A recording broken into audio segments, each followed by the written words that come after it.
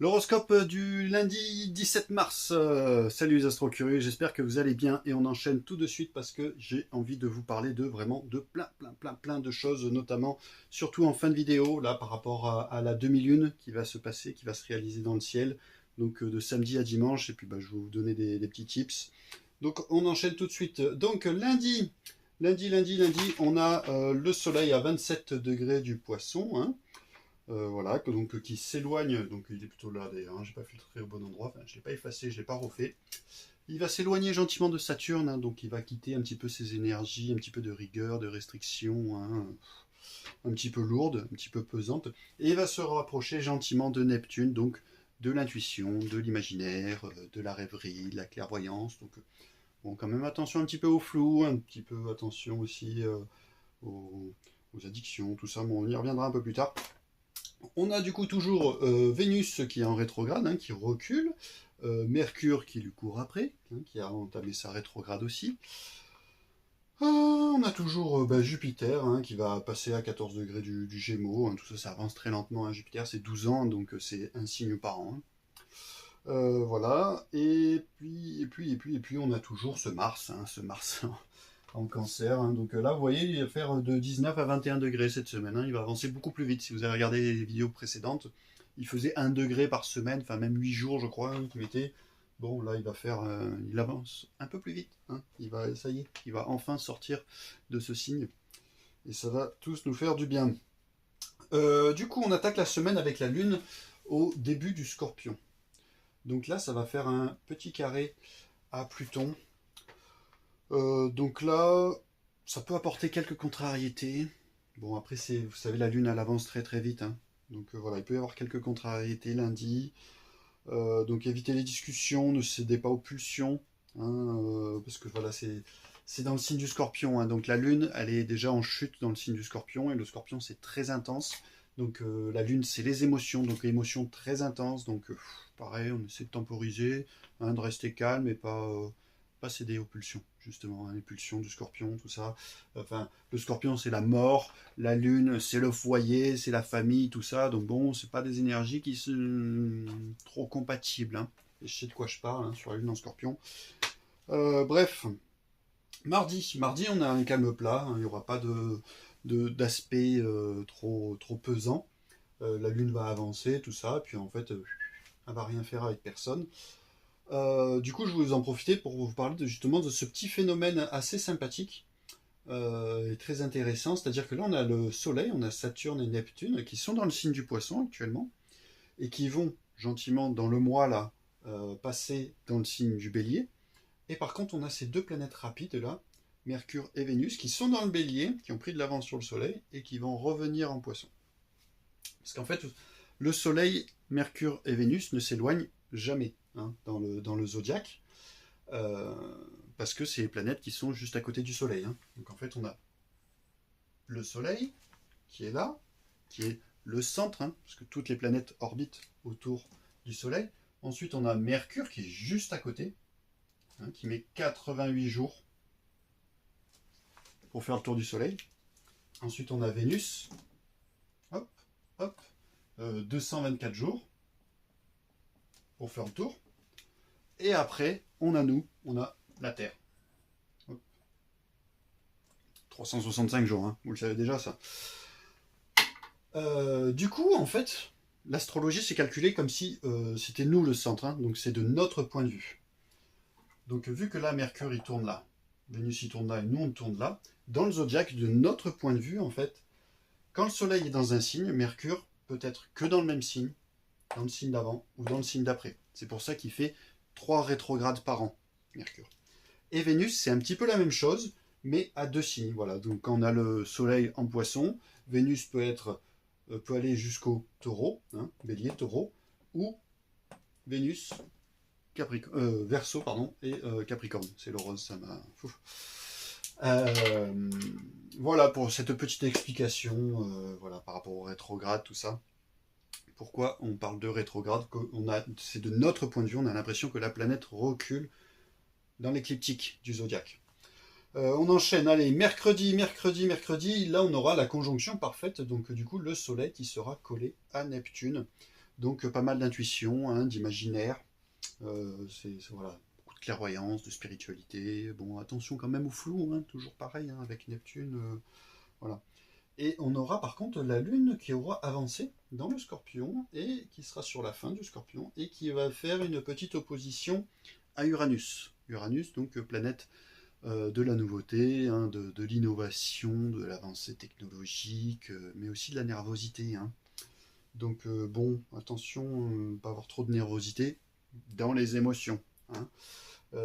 Ça peut engendrer des réactions un petit peu imprévues, mais aussi, voilà, essayer de puiser plutôt dans les idées émergentes, hein, que ça peut avoir, hein, parce que comme je vous dis, Uranus c'est la planète de l'innovation, donc voilà, allez chercher les bonnes énergies, les énergies positives, hein. Voilà, il y a toujours deux facettes, comme je vous dis toujours, dans les signes, dans les astres. Donc on va chercher les bonnes idées, hein, ça peut voilà, amener de bonnes idées, surtout en fait pour les taureaux, les scorpions, les verseaux, enfin, c'est eux qui vont plutôt avoir ces influences, hein. Donc taureau, lion, scorpion, verseau, les signes fixes. Jeudi, bah, bonne année. Bonne année, ça y est, le soleil va rentrer dans le signe du bélier, hein. Donc pour nous les astrologues, c'est là le début de l'année, hein. C'est quand on rentre dans le signe du bélier, hein, c'est Ostara, hein, dans les fêtes celtes, hein, dans les fêtes païennes. Bon, ça, j'espère que peut-être l'année prochaine, hein, cette année, j'aurai pas trop le temps, mais vous faire une petite vidéo sur tout ça, quoi. C'est une fête païenne, hein, mais c'est le passage en fait de la saison sombre à la saison claire, hein. Donc c'est une fête très importante, hein, quand même, hein. On quitte toute cette saison, hein, de 6 mois, donc automne-hiver, hein, d'introspection, de froid, de rigueur, de dur, pour retrouver la lumière, hein, retrouver les couleurs, le printemps, hein, les fleurs qui fleurissent. Donc là, bon, après pour revenir au zodiaque, on entre dans le signe du bélier, donc là c'est pareil, hein, c'est la flamme primordiale, hein, c'est un signe de feu, voilà, c'est l'énergie nouvelle, c'est l'impulsion, c'est la naissance, hein, ça va faire du bien, hein.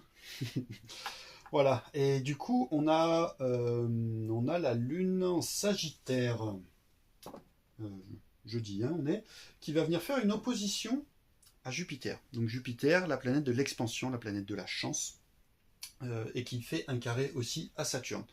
Donc, ne voyez pas tout en noir, hein, du coup, avec cette Lune, hein, ça peut apporter quand même des mauvaises nouvelles. Essayez de plutôt puiser dans la sagesse de ce Saturne. Mais voilà, surtout qu'en fait, ce Jupiter va avoir tendance un petit peu à amplifier un petit peu tout ça. Donc, faire attention.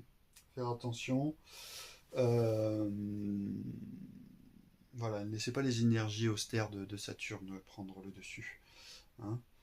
Ne vous gâchez pas la journée avec d'éventuelles mauvaises nouvelles.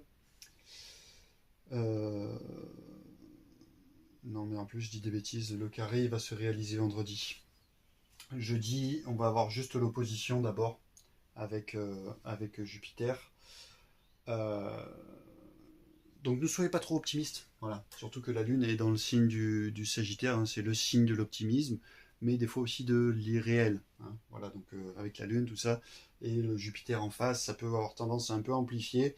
Profitez-en plutôt pour un petit peu vous amuser, pour rigoler, hein, parce que le Gémeaux et le Sagittaire, c'est quand même deux signes où on rigole bien, hein. C'est deux bons copains, hein, c'est deux bons fêtards, hein. On a le clown, enfin les deux clowns un petit peu du zodiaque, hein. Donc profitez de ces énergies plutôt pour ça, pour vous amuser, pour rigoler, hein. Mais attention à ne pas tomber dans des choses trop irréalistes, tout ça, d'avoir des idées un peu trop farfelues, tout. Et voilà, et du coup, par contre, vendredi, on aura ce carré à Saturne. Donc voilà, peut-être des mauvaises nouvelles, et c'est surtout que voilà, ça va nous amener à samedi où on va arriver sur cette demi-lune, qui sera du coup au début du Capricorne, donc qui fera un carré à beaucoup de choses là, hein, parce qu'il va faire, la Lune va faire un carré au Soleil, à Neptune, à Vénus et à Mercure. Alors là, on a du coup la Lune qui va être dans le signe du Capricorne. Là c'est pareil, la Lune, elle est à l'aise dans le signe du Cancer.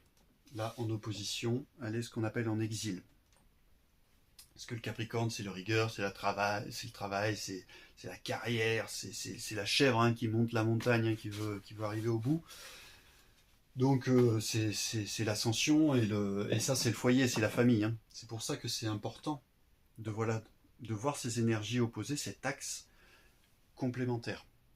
Pour vraiment se réaliser dans la vie, on a besoin de se réaliser professionnellement, tout ça, euh, d'avoir une carrière, d'aboutir à quelque chose, hein, d'être dans la réalisation, hein, dans le, dans l'ascension.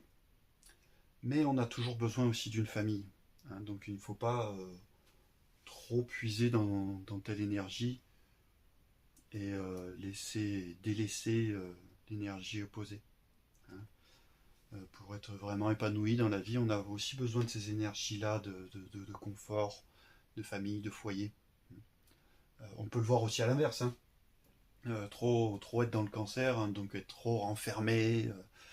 Moi, vous savez, j'ai un ami hein, d'ailleurs qui est taureau ascendant cancer. Bon, il a mis un paquet d'années à partir de chez ses parents, hein, puis il reste tout le temps fermé. Tout le temps fermé. Hein. Le taureau et le cancer, c'est ces deux signes, vous les mettez ensemble. Alors ce sera tout confort hein, chez eux, hein, mais ce sera les pantoufles, c'est les pantouflards hein, comme je les appelle. Hein. C'est le taureau pantouflard, le cancer pantouflard 2.0 quoi. Hein. Mais voilà, ce sera pas des signes de trop de voyages, de sorties, voilà, sortir en week-end. Hein. Donc là, c'est pareil, quoi. Être trop dans les énergies de cancer, ça a tendance à un peu trop nous renfermer, trop et pas s'épanouir non plus dans la carrière, dans la vie professionnelle. Quoi. Voilà, tout est toujours une question d'équilibre. Donc la lune, quand elle est en Capricorne, donc c'est une lune vachement froide. Hein. Ça gèle, hein, parce que le Capricorne, c'est le premier signe de l'hiver. Hein. Donc c'est vraiment le gel. La lune en Capricorne, pour vous dire, hein, si on regarde un peu dans les célébrités, c'est une lune qui est vraiment pour les... c'est une lune de politiciens. Hein, on a Napoléon Ier, on a Marine Le Pen, on a Manuel Valls, François Hollande, Arnold Schwarzenegger, Hitler, Cyril Hanouna. J'ai pas fait exprès de mettre les deux à côté, pas du tout. Mais voilà, Cyril Hanouna, regardez, il n'est pas politicien, mais il a quand même sa petite influence hein, en politique et peut-être qu'un jour on le verra en politique. Et puis il y en a plein d'autres, hein. Là je vous dis ça de tête, mais il y en a plein d'autres. Voilà. Donc, la lune en Capricorne, quand on l'a dans le thème natal, ça a tendance à vouloir un petit peu tout diriger, hein, même dès l'enfance. Et ça, pareil, je sais de quoi je parle, je vais y revenir après. Mais ça a tendance à vouloir vraiment tout diriger, tout contrôler. C'est pas une lune voilà, très, très à l'aise. Je pense que c'est même plus dur une lune en Capricorne qu'une lune en Scorpion. Parce que là, du coup, on a parlé des deux, hein, de celle qui était en chute et de celle qui était en exil. Mais voilà, après, ça va faire ce carré du coup à toutes ces énergies bélier. Donc bélier, Capricorne. Le Capricorne, c'est cette énergie de lenteur, de carrière, voilà, qui prend le temps, très austère, très calme, posé, euh, mais qui très endurant aussi par contre, hein, qui va jusqu'au bout. Là où le bélier, c'est une énergie un peu trop impulsive, un peu trop rapide des fois, hein, qui a tendance à foncer, et donc bah, forcément, bah, les deux... pour le bélier, le capricorne, il est un peu trop lent. Pour le capricorne, le bélier est un peu trop excité, hein, un peu trop impulsif. Et là, du coup, on va avoir voilà, un petit peu toutes ces énergies-là en bélier qui vont faire ce carré à la Lune.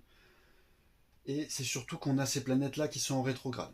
Encore, elles ne seraient pas en rétrograde, je vous dirais, bon, on a trois astres qui sont dans le signe du bélier, ça va prendre un petit peu le dessus sur cette Lune en Capricorne.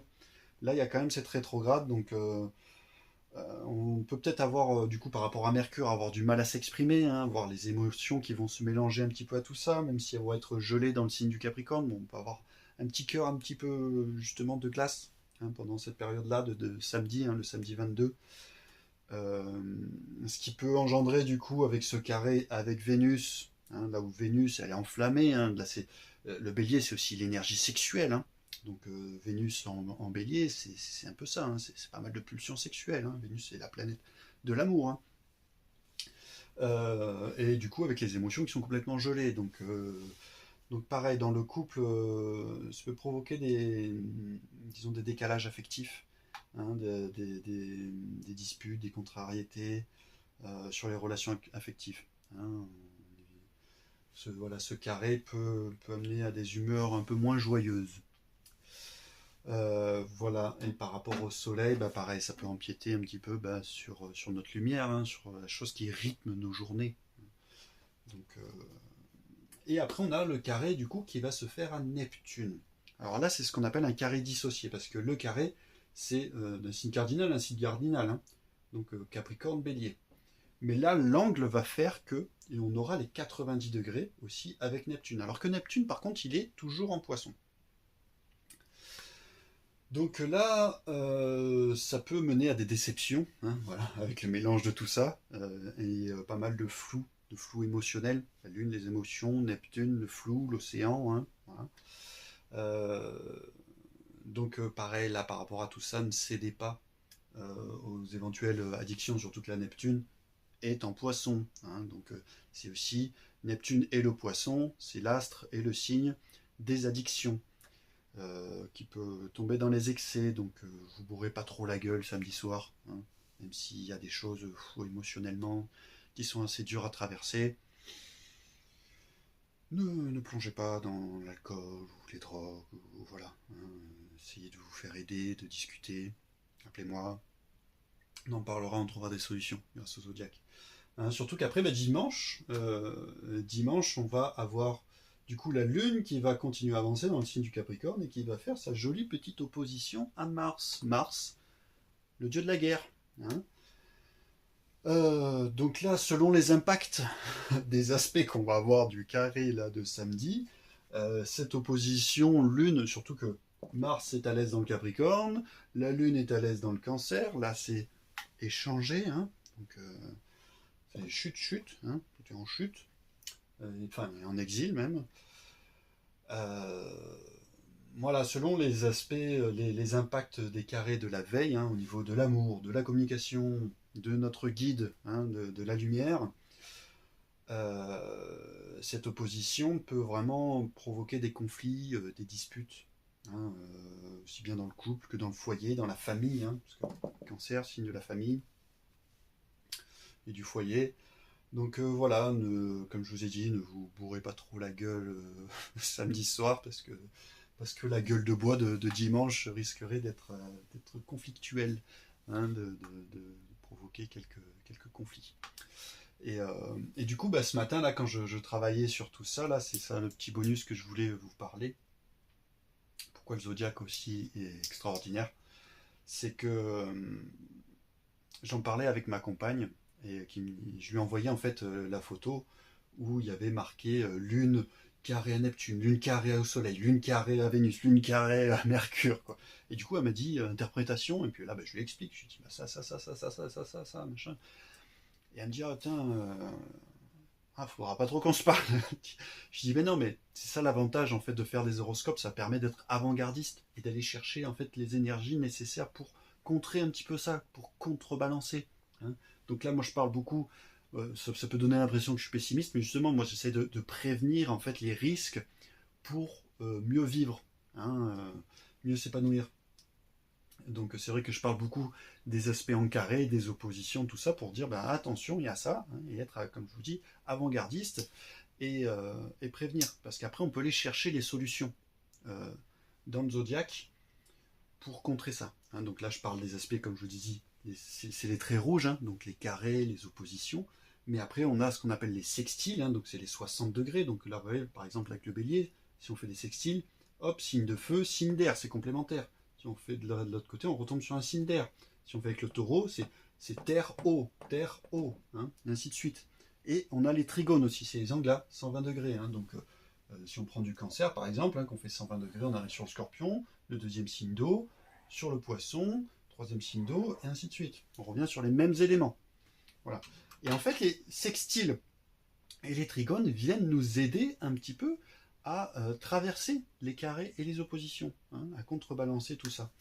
Et du coup, je parlais avec elle, tout ça, et elle me dit, c'est le week-end où je vais garder les enfants. Donc la copine de la voisine qui s'en va, et bon, elle a 2 enfants, hein, qui ont 4 ans d'écart. Et dès qu'il y a une copine, ben non, c'est ma copine, machin, nanana, donc c'est assez conflictuel tout ça. Et elle me dit, attends, ça va être encore plus le feu. Je dis, bah attends, bouge pas, je regarde vite fait ce qu'il y a dans le zodiaque, qu'est-ce qui va aider un petit peu à contrebalancer ça. Et en fait, ben, on a Uranus qui va venir, qui va venir faire ce sextile à tout ça, et avec Pluton aussi. Et donc là, juste comme ça, en 2 minutes, je lui dresse un truc, et je lui dis, bah voilà, il va falloir aller chercher dans les énergies d'innovation, trouver un truc novateur, une activité, hein, puis en lien avec la Terre, hein, c'est le taureau, avec l'agriculture. Donc je lui ai dit, bah voilà, essaye, je sais pas, va acheter des petites jardinières, des machins, et fais leur une petite activité de plantation, d'agriculture, tout ça, ça va être nouveau pour elle. Et puis voilà, tu leur prends bien 3 jardinières pour pas qu'elles se disputent. Et puis bah, sinon, bah, bon, non, moi je fais du parapente. Je lui ai dit, bah là, on est dans le signe d'air, la transformation et tout, transforme-les en petits oiseaux. Alors, enfin, mais non, elles sont encore un peu petites pour ça. Mais, euh, mais voilà, on peut très très vite trouver des solutions. Et puis si on creuse un peu plus vite, un peu plus, pardon, on trouve. Après, ça s'adapte évidemment au thème, parce que là, c'est généralisé. Hein, c'est pour un groupe voilà, que je trouve des solutions. Puis là, on a encore une semaine pour réfléchir là-dessus, puis pour trouver, voilà, chercher cette innovation dans le signe de la Terre. Ça aurait été du trigone, tout ça, avec le cancer, ou le poisson, ou le lion même. Hein. Voilà, on se serait tourné plus vers une activité artistique, tout ça. Hein. Parce que c'est beaucoup d'artistes, hein, en cancer, en poisson. Le lion, c'est très théâtral. Hein. Ça, bientôt, je vais vous en parler aussi un petit peu. Hein. Hein, on a quand même 3 présidents. Hein. On a Trump, Macron et Zelensky. Les 3 ont un point commun, c'est qu'ils ont la planète Mars dans le signe du lion. Et Mars en lion, c'est très théâtral. Bref, je dérive là. Mais après, voilà, tout ça, ça peut se dresser aussi à titre personnel. Hein, si on va creuser, trouver des solutions un petit peu, comment contrer ça. Si vous êtes célibataire, si vous cherchez quelqu'un, vous cherchez l'amour, si vous êtes en couple, si vous avez des enfants, pas d'enfants, que vous cherchez à en avoir, si vous êtes patron, par rapport aux employés, on peut aller chercher de partout. Hein. Et pour dire voilà, que c'est à titre personnel, parce que notamment la grande, hein, de ma compagne, elle a une lune aussi en Capricorne. Donc là, je lui ai dit aussi, méfie-toi avec elle, hein, qui risquerait d'avoir ce petit cœur de glace là, et comme elle sait très bien faire des fois, être très très violente dans ses mots. Hein, surtout que elle est ascendant Scorpion en plus, par-dessus tout. Elle a Mars en Gémeaux, donc c'est quand même assez nerveux aussi, Mars en Gémeaux. Enfin, voilà. Ça permet d'être avant-gardiste et de prévenir les choses. Voilà. Donc on peut, voilà, là j'essaie de dresser à chaque fois des horoscopes très général, de ne pas faire trop long. Cette vidéo va être peut-être un petit peu plus longue, mais voilà, j'avais besoin de vous expliquer ça. Mais après, l'horoscope se dresse vraiment à titre personnel. Après, on prend votre thème et puis on voit, voilà, dans quelle maison ça va venir impacter. Hein.